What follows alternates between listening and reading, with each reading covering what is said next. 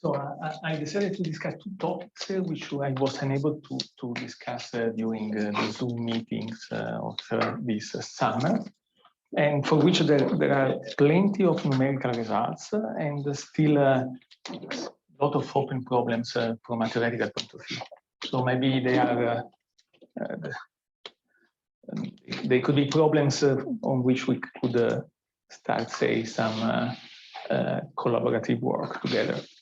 The first one is the issue of the shape of a confining flux tube, and the second one is the description of the confinement transition as an Agathon transition of the effective string. So I will probably devote most of the time to this width of the confining flux tube.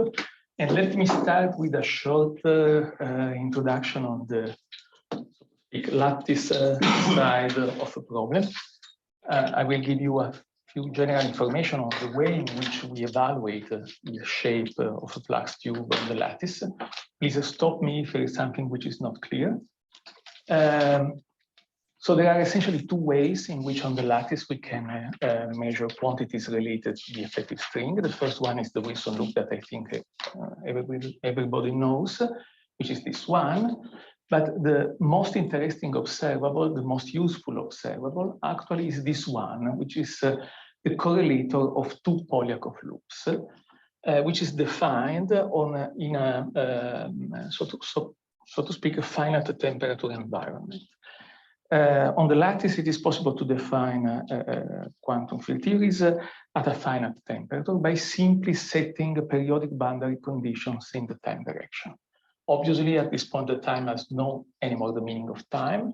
It is the inverse of the temperature. And I will denote the size of the lattice in this direction with the NT, and the inverse of NT is the temperature of the lattice. And so this means that squeezing the lattice, we can increase the temperature, okay? So if we choose periodic boundary conditions, then there is a new set of observables which are gauge invariant, and we can define on the lattice, and these are the so-called Polyakov loops. And essentially, you can think of the Polyakov loop as the expectation value of an isolated quark. And indeed, the Polyakov loop is the order parameter of the confinement transition. In the confining regime, its expectation value is 0. And if you study the correlation function of a Polyakov loop and an anti-Polyakov loop, then what you're looking at is a meson, a quark anti-quark bound state. And from this expectation value, it is easy to extract, for instance, the interpol potential. The effective string essentially is a way to describe the fluctuations of a surface bounded by these two Polyakov loops. The main advantage of working in this setting is that you can, as I was telling before, squeeze the lattice and increase the temperature. So in principle, you can increase the temperature. At some point, you will reach the confinement transition, for which, as I was telling, the Polyakov loop is an order parameter. And beyond the confinement transition, there is no more flux tube, okay? So let me stress one point. What we are realizing in these last few years is that if you look to the effective string near the confinement transition, meaning still in the confinement phase, but near the confinement transition, you can detect a lot of interesting properties on the string, because somehow the effective string states are excited by the temperature. And so the effects are magnified. This is just to complete this issue. Okay, which is the observable that we can use in order to measure the shape of a flux tube?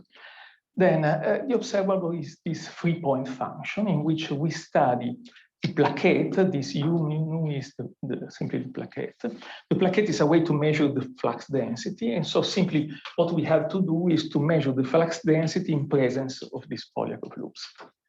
And actually, what we have to look is the connected correlator.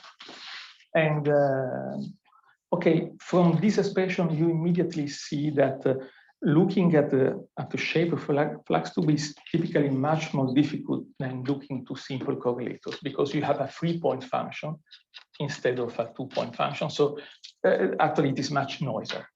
Okay? So let me just tell you a technical point.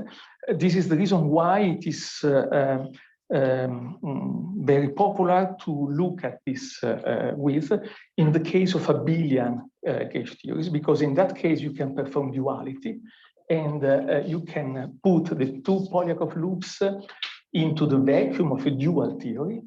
And in this case, for abelian gauge theories, the width can be measured by simply measuring a one-point function. So there is a huge improvement in precision. And indeed, I will mainly show you results obtained on the three-dimensional gauges model and on the three-dimensional U1 gauge model.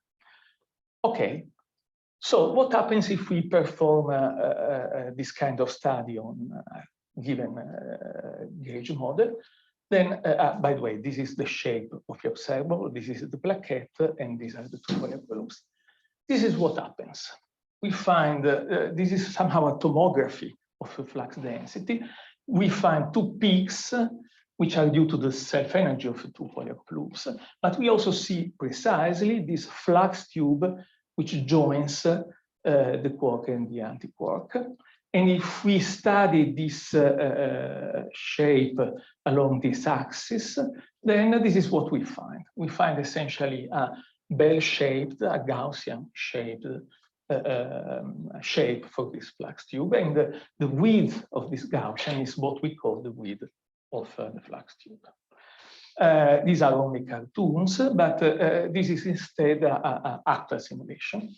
And this is for SU2 in 2 + 1 dimension. SU2 in 2 + 1 dimension is the simplest possible non-abelian gauge theory. So it is very easy to simulate. In this case, you can reach very good precision. And this is what you find. The blue dots are the results of the simulations. And this is the fit to a slightly modified Gaussian. And you see the agreement is perfect. Okay. So let me tell you a first important point. This Gaussian shape is the signature of the Nabu-Goto action. If you start with a Nabu-Goto effective string, then what you expect is a Gaussian shape for the flux tube, and indeed you find it. This is the result of another simulation, this time in the three-dimensional gauges model. And you see again, in this case, we are fitting with the Gaussian, and you see these small deviations which are due to something which I will discuss in a moment. Okay, sure. The tails look very non-Gaussian. Yeah, but this is due to the noise here. So yeah, the tails are not Gaussian, but what is interesting is that you see this deviation here, you see?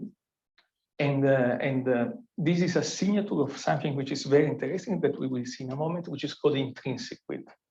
The fact that you have a hard core within the flux tube that you can measure actually, and which is something which is not predicted by the effective string. And one of the open problems, which I would suggest to all of you, is if we would be able to extract this new physical quantity from the effective string. But we will see this in a moment. Okay, so this is the shape, and these are three interesting open issues that I would like to discuss with you.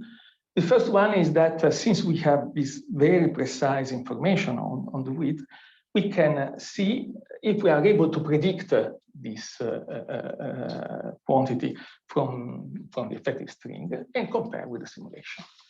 The second point is that, as we will see in a moment, we can use these results to define a new quantity, a new physical quantity, which is called intrinsic width.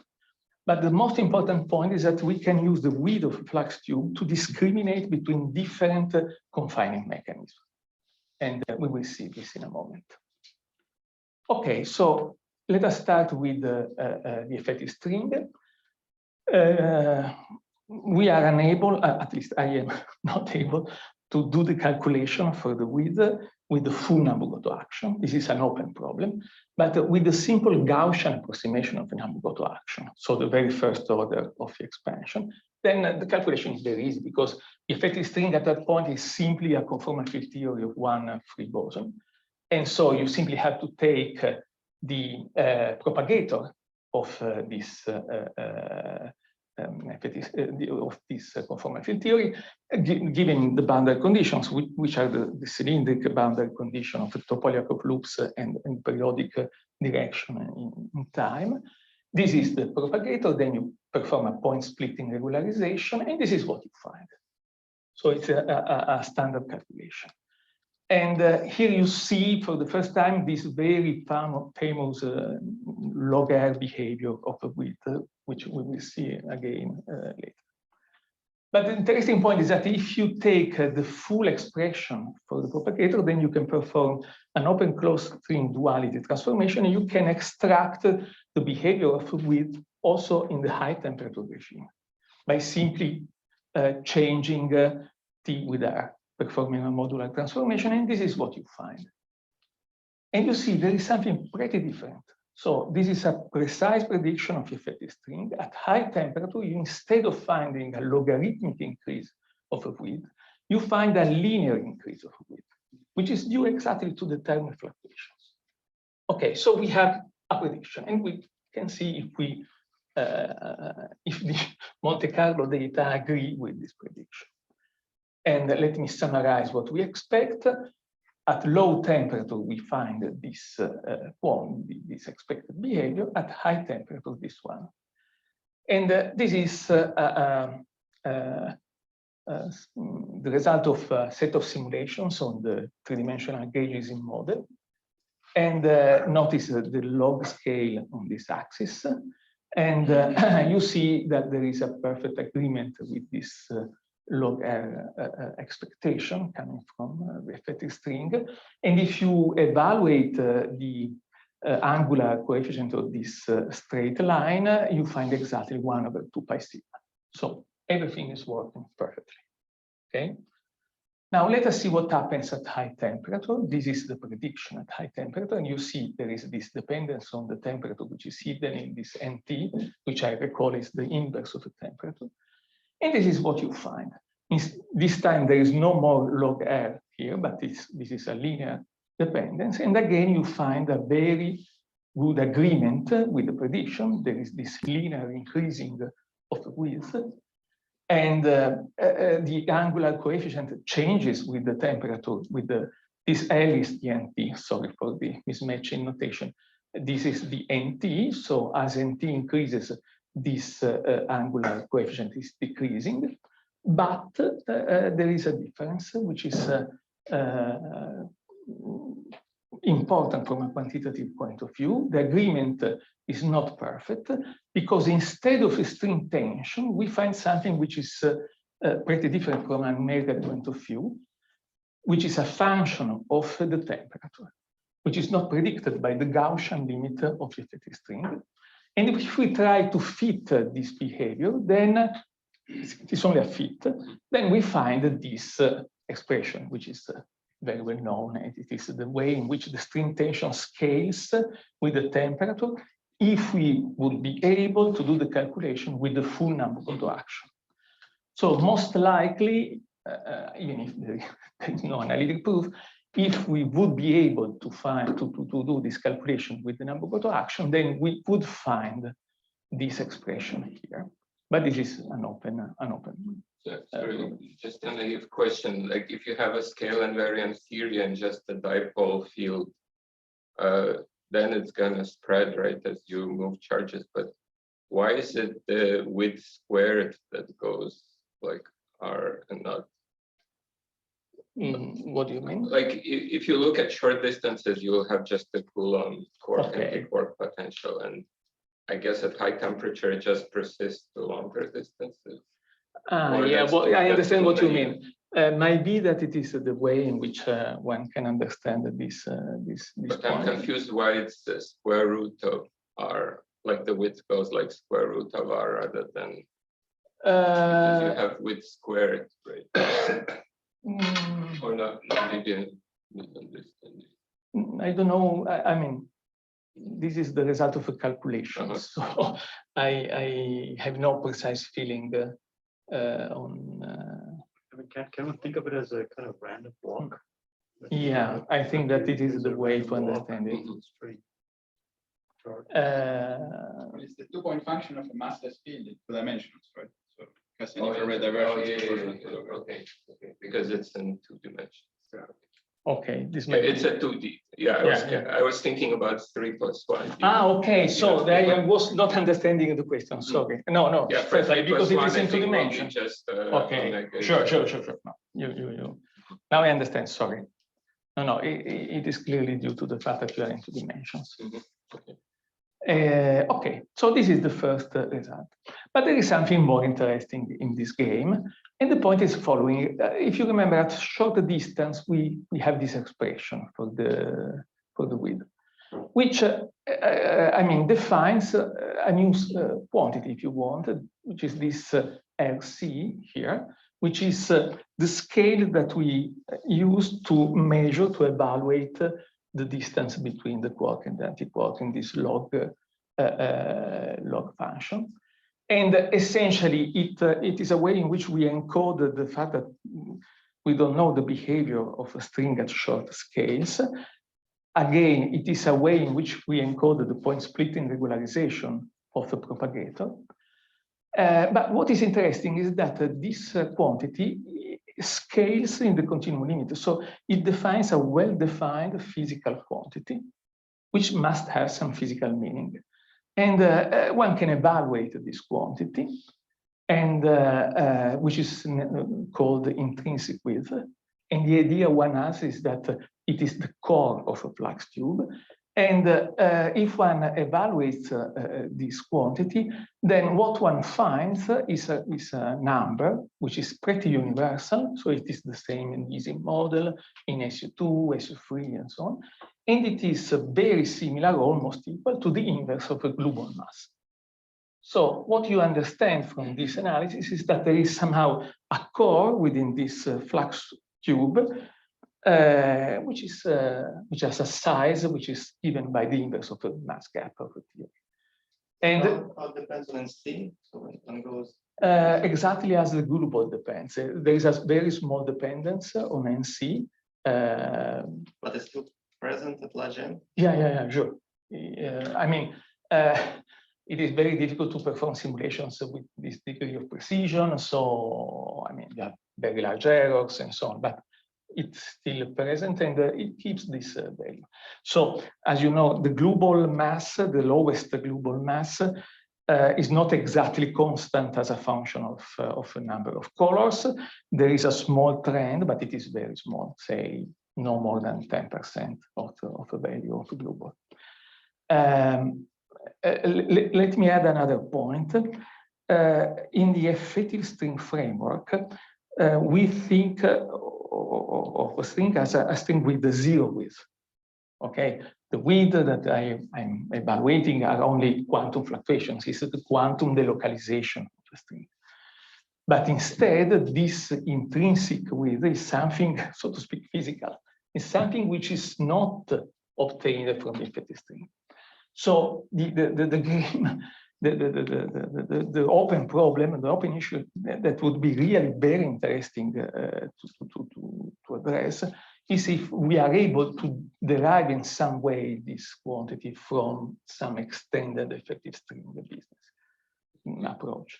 I know that there are, for instance, some attempts using holography to derive this effective string, because in holographic model you have scales that you introduce. Yeah, sure. In one models probably expect this to be the inverse of the photon mass, right? So can you check that? We will see exactly in a moment. Okay. The last point, which in my opinion is the most interesting one, is that we can use this width as a way to discriminate between different confining methods, confining scenarios. Maybe you know that there is a class of models for which confinement was explained essentially by Polyakov several years ago as a model, with the so-called dual superconductivity scenario, okay, in which you understand confinement as due to monopole condensations, and essentially what you expect is that your string has a completely different shape, meaning is exponentially decreasing the flux, And the scale of this exponential decrease is what is known in condensed matter as London penetration length. Okay, so it is pretty different from the Nabucco traction, which instead has a Gaussian shape. So, and the reason why this happens is that in these models, like the U1 in 2+1 dimensions, there are two scales. So the ratio between the global, the mass gap of a theory, global quotation mark in the U1 model, and the square root of string tension decreases exponentially with beta, so decreases as you go toward the continuum limit. And while in the standard non-abelian theories, it is almost flat. Okay, so we can perform simulations. This is again an abelian theory, so we can perform simulation very precisely, and this is what happens. I think this picture is wonderful. You see, in a log scale here, you find a perfect straight line, meaning that you have a perfectly exponentially decreasing shape. There is no Gaussian at all. So this is, so to speak, the fingerprint of this different way of confining. So the way in which you can understand if you have a, say, QCD string on one side or a Polyakov string, or I mean, this superconductivity string, abricos of vortices. This is the right name, these abricos of vortices. On the other side is just looking to the shape of it. Now, let us see what can we see if we extract, say, this exponentially decreasing shape. But sorry, first let me tell you another point. From this semi-classical analysis using the abricos of vortex, you have two predictions. The first one is this exponential decrease that, as we have seen, is perfectly in agreement with the data. The second one is that you expect to have no logarithmic increase in the size at low temperature.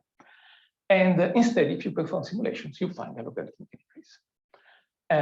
So what's happening? And at this point, you can try to fit this data. By the way, this is a logarithmic increase because this is a log scale. Okay.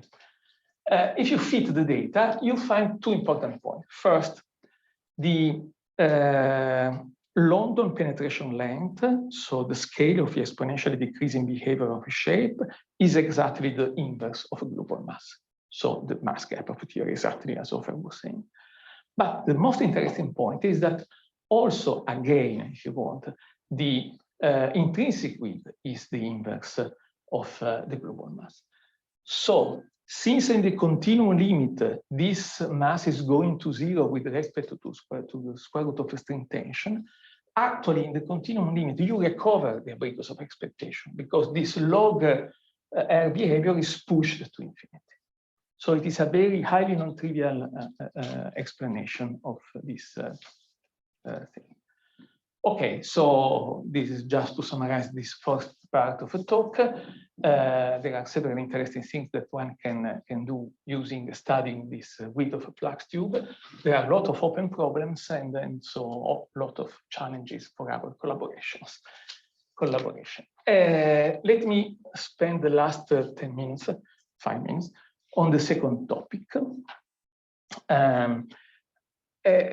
which is essentially looking at the confinement transition as an Hagedorn transition of the effective string. The idea is the following. In a pure gauge theory, the only degrees of freedom are globals.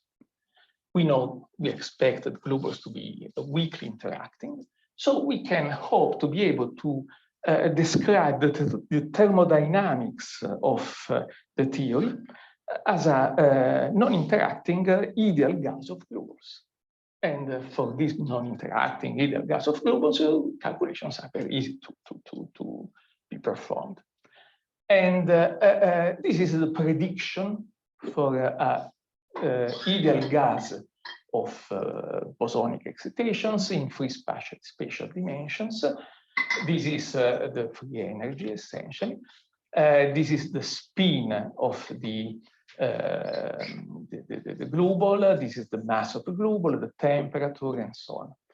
And this is the K2 Bessel function, modified Bessel function, which, as you know, has an exponentially decreasing behavior for large arguments. So you see here the well-known exponential damping of higher mass excitation in this ideal relativistic Bose gas. Okay, from this expression, it is easy to extract any thermodynamic quantity, in particular the pressure, and what I will study in detail in the following, but all the other possible quantities, entropy are equivalent, but I will concentrate on the trace of energy momentum tensor, which is nothing else than the energy minus 3 times the pressure, which is given by this expression here. So we have a theoretical prediction. Let us see what happens if we perform simulations. Now, let me open I will show you, by the way, now the data on the SU2 model in 3+1 dimensions. This is, by the way, the result, but let me open on the parentheses. Finding the partition function of the gauge theory is a hard task. As Fiala was saying yesterday, it is much more difficult to extract the free energy than, say, the internal energy.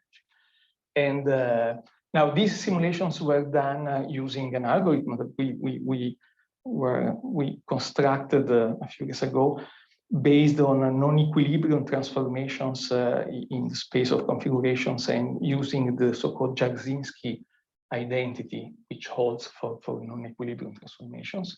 But now we know that there are much more efficient methods to obtain these using the normalizing flows that she was describing yesterday. Okay, now let me devote a few minutes to discuss, a few seconds to discuss this picture. This is the way in which typically in the lattice community we show the results. In order to be sure that we are in the scaling region. You see, we choose adimensional variables on the 2 axes, and in this adimensional setting, all the data should follow exactly the same trajectory. And this trajectory should be the continuum limit result. If we find deviations, then this means that we are not in the scaling region. And here you see 3 different simulations for 3 different values of NT, meaning for 3 different values of lattice spacing. The green one is for the coarse lattice spacing, and the blue one for the smallest one. And you see here exactly what I was saying. The green dots are still far from the others, while the NT equals 6 and NT equals 8 dots are more or less one over the other.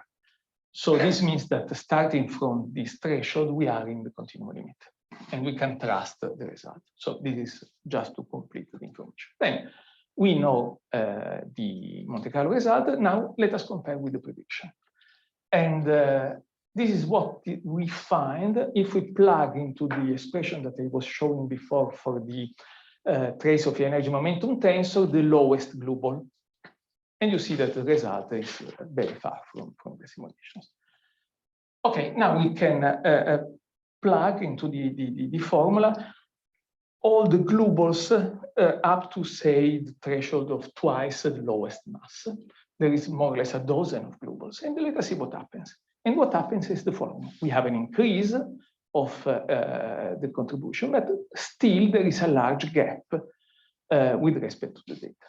Now, this is somehow unexpected because in standard statistical models, it is enough to take a few masses of a spectrum to saturate the thermodynamic observables, exactly due to the exponential decrease of a Bessel function that I was showing before. So this is totally unexpected. And when you find something like this means that you have an exponential increase in the number of states as the mass increases, as the energy increases. So you have an Hagedorn-like behavior of a spectrum of states. And I think that this gap is one of the cleanest way to show that there is a effective string behind the blue balls. Now, let us try to take this seriously. And so for T bigger than TC, it drops off rapidly. no. It changes completely shape because you have a completely different. Plotting E minus 3P, right? Yeah. So, but when you're approximately scale invariant, then it goes back to 0, right? Or... Oh well, yeah, it should, but I mean, also, for instance, the pressure should go to the Stefan Boltzmann expectation. But what happens, and nobody knows why, is that it seems that you requires huge temperatures to reach this asymptotic behavior. It slowly approaches. Yeah, so there is something which is not understood in this deconfined phase. Okay, I'm almost done. Okay, so let us assume the simplest possible description of globals in terms of strings. So globals given as closed flux tubes, closed strings. This model was proposed several years ago by Isgor and Patton, and then was revived in the lattice community by a seminal paper by Mike Tepper, more or less 20 years ago. And then he wrote several papers fine-tuning this model. If you look to the lowest states of the global spectrum using this kind of model, you can rather reasonably map the states that you find on the lattice with this spectrum. Now, since this is the simplest possible string theory, you can easily evaluate the density of states as a function of the number of left and right moving phonons, and which is essentially the square of the degree function, nothing more. And you can evaluate the exponential, the asymptotic behavior, which gives you an exponential increasing number of states, as you expect. In the case of this bosonic string, you know exactly the Hagedorn temperature, which is nothing else than the tachyonic singularity. So you can plug this in the formula, you put everything together, and you find this expression for the density of state, this time as a function of the mass of a state. And you see here the Hagedorn temperature, and you see that you have this exponential increasing behavior, which is compensating the exponential decreasing behavior of the Bessel function. Okay, so what we have to do at this point, you can evaluate the trace of the energy momentum tensor, plugging all the globals that we know exactly, and then from this threshold on, including this spectrum of globals. And please notice that there is no free parameter in this expression. Everything is completely fixed. And this is what you find, a perfect agreement with the data. Okay, so it means that this, even if it is a very rough description, this bosonic, simple Isgor Patton, Mike Tepper bosonic model for the globals, it works. Now, which is it works. I mean, there are still deviations. One should improve the quality of the data. Probably these deviations are very important. One should check, but at least at the first sight, it works. Why this is interesting? Because if we have a prediction for, say, axiomic states or any other, say, holographic information on the string, and we are able to construct the analogous of this expression, say, for the axiomic states, then we can test this with this data. In principle, with a very precise, I mean, we could test precisely this prediction. Let me show you an example of this kind of test, which I think is very nice, and with this I close. What I was showing you before is what was the result of a SU2 simulation. But you can perform simulation for any theory, obviously, and also for SU3. By the way, for SU3, we didn't perform the simulation because there are plenty of data in the community on the thermodynamics of SU3. And in the SU3 case, there's something completely different because you have complex representations and you have two types of globals for any level because you have two values of charge conjugation quantum number. And so we should expect something different, and this is what you find. This is again the result for the energy momentum tensor for SU3 using the data obtained by Borsani and collaborators a few years ago. This is the result with one glue ball. This is the result with all the glue balls up to this threshold, and this is the result including the effective string prediction. But now, let me put together SU2 and SU3. This is what you find. You see, the effective string is able to recognize the fact that you have twice. Oh, no, let me put in another way. Since you know, let me put it this way. An open problem in the thermodynamics of lattice gauge theories was this gap between the SU3 data and the SU2 data, which was difficult to understand. I mean, and now you understand why there is this gap, because you have twice the number of glue balls. These glue balls increase exponentially in number, and their contribution to the thermodynamics is dramatic, as you can see. And in principle, this kind of analysis can be performed for different gauge theories, for different string models, and so on. Okay, this was the last slide. This is only to summarize what I was saying, but I mean, I think there is no need to read again this, but instead the most important slide is the slide with the collaborators. There is a rather large community working in Torino and also in other universities in Pisa and Genova on effective string, and these are the names of collaborators, and that's all.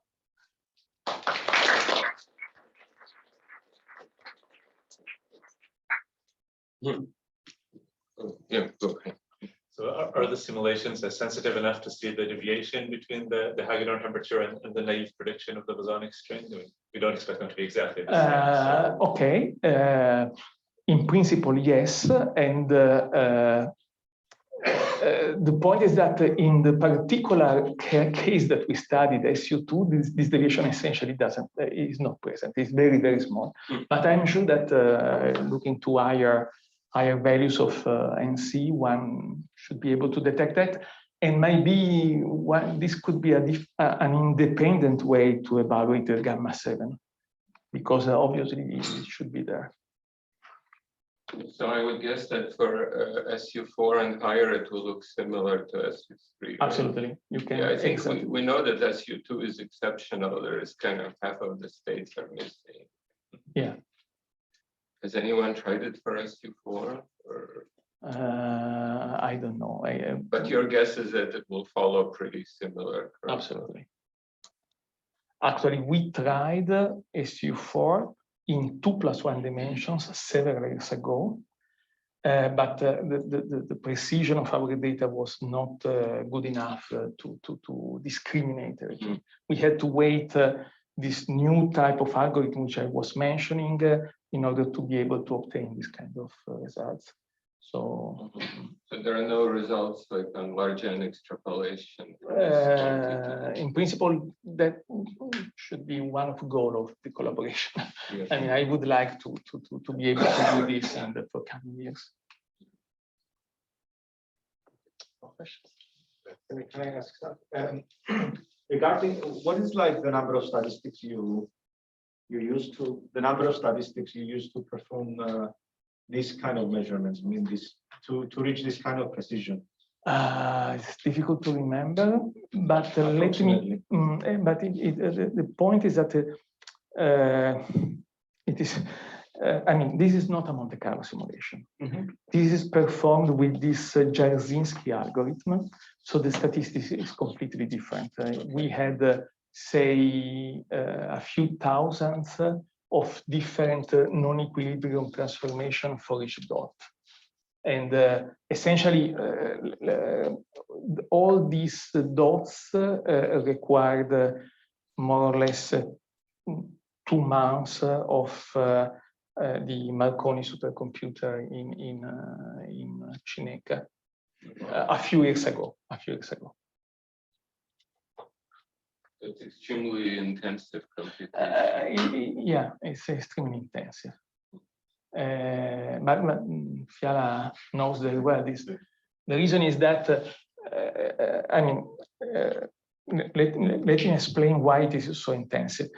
In the standard approach, what you have to do in order to evaluate this free energy is to evaluate the internal energy, and then integrate it.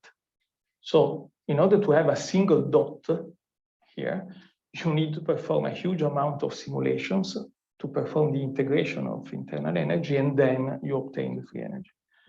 And this is the reason why people is trying to find different strategies to evaluate this quantity. And the non-equilibrium Jarzynski one is nice because it uses this identity due to Jarzynski, which is a wonderful piece of statistical mechanics. But also now with the normalizing flow, you have a huge improvement in the quality of this kind of results. So one of the goals would be exactly to try to use these techniques to perform these calculations.